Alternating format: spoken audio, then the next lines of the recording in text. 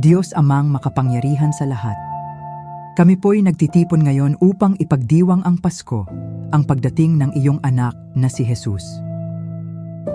Salamat po sa pagkakataong ito na magsama-sama at magpasalamat para sa mga biyayang natamo namin sa nagdaang taon. Hinihiling namin ang iyong pagpapala sa aming pagdiriwang.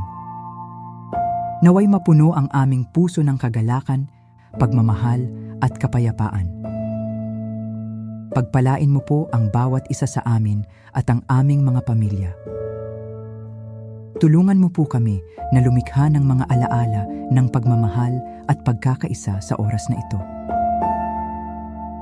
Naway maging inspirasyon sa amin ang diwa ng Pasko upang magpatuloy tayong maglingkod at magbigay saya sa iba.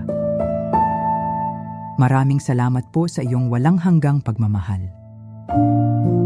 Sa pangalan ni Jesus.